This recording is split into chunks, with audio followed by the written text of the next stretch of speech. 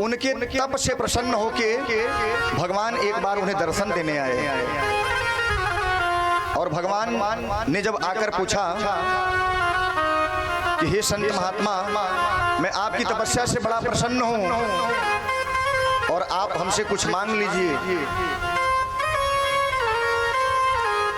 तो उन संत ने कहा कि हे प्रभु, आपने हमें सब कुछ तो दिया है और हमें अब कुछ आपसे मांगने की इच्छा नहीं है। भगवान ने कहा कि देखो, और मैं तुम्हारी तपस्या से, तुम्हारी साधना से प्रसन्न होकर तुम्हारे पास आया हूं, तो बिना दिए मैं कुछ जाऊंगा नहीं। तो जो तुम्हारी इच्छा हो बता दो।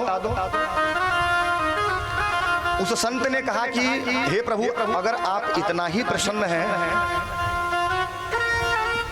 तो लोग मरने के बाद स्वर्ग या नरक जाते हैं, और आप हमारे ऊपर अगर इतना प्रसन्न हैं तो मैं सशरीर स्वर्ग व मृत्यु नरक दोनों देखना चाहता हूं।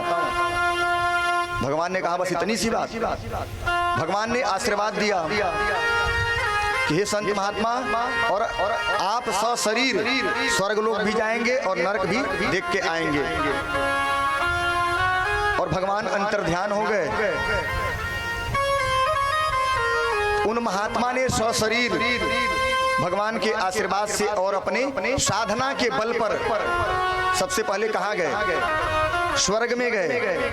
और स्वर्ग में जब गए तो स्वर्ग के दृश्यों को उन्होंने जब देखा कि बहुत सारी भोग विलास की वस्तुएं, जो भी प्राणी वहां हैं उन्हें किसी प्रकार का कष्ट नहीं है, सभी भोग विलास इत्यादि का वह भोग कर रहे हैं और बड़े ही प्रसन्नता से, आनंद से वहां रह रहे हैं स्वर्गलोक में।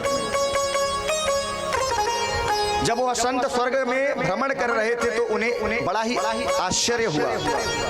एक जगह उन्होंने ऐसा दृश्य देखा कि स्वर्ग में सभी भोग विलासों को भोगते हुए एक व्यक्ति ऐसा भी है जो बैठा बैठा कोने में रो रहा है। उस महात्मा को यह आश्चर्य देख के जिज्ञासा हुई कि इसके रोने का कारण जानना चाहिए कि यहाँ स्वर्ग में इतनी सारी संपदाओं का भोग कर रहा है, फिर भी यहाँ स्वर्ग में बैठा बैठा रो रहा है। और उन महात्मा ने जाके उस प्राणी से पूछा कि आप यहाँ सभी भोग विलासों को भोग रहे हैं और फिर भी बैठे बैठे स्वर्ग में रो रहे हैं, क्या बात है? अपने रोने का कारण बताइए आप हमें। तो वह जीव कहता है, वह प्राणी, हे प्रभु, मैं जब तक हमारा पुण्य है तब तक तो मैं स्वर्ग लोक में हूँ और मैं अपने पुण्य के प्रताप से ही स्वर्ग आया था। लेकिन अभी अभी मैंने यह देखा है कि कुछ समय पश्चात हमारे वंश में, हमारे कुल में एक ऐसे बालक का जन्म होगा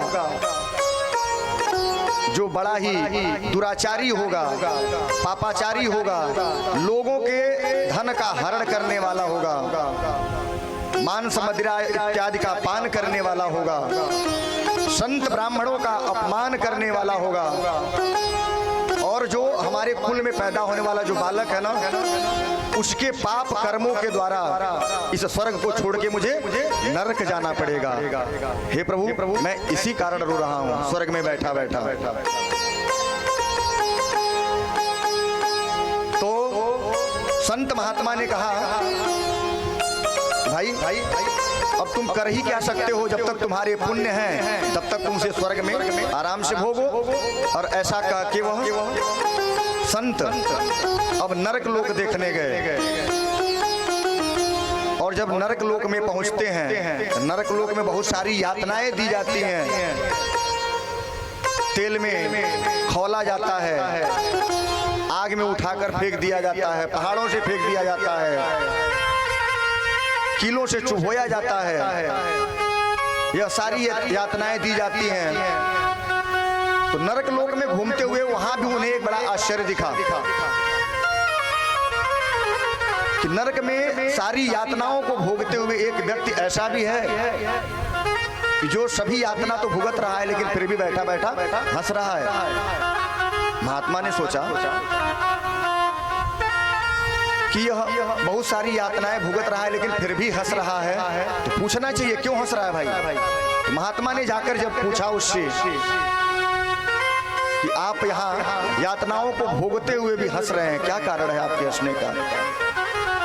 उसने कहा कि हे प्रभु, और जब तक हमारे पाप हमारे साथ हैं तब तक तो मैं यहाँ नरक में हूँ, लेकिन मैंने ऐसा देखा है कि हमारे कुल में एक ऐसे बालक का जन्म होगा जो हम पितरों के लिए, अपने पूर्वजों के लिए भागवत कथा, राम कथा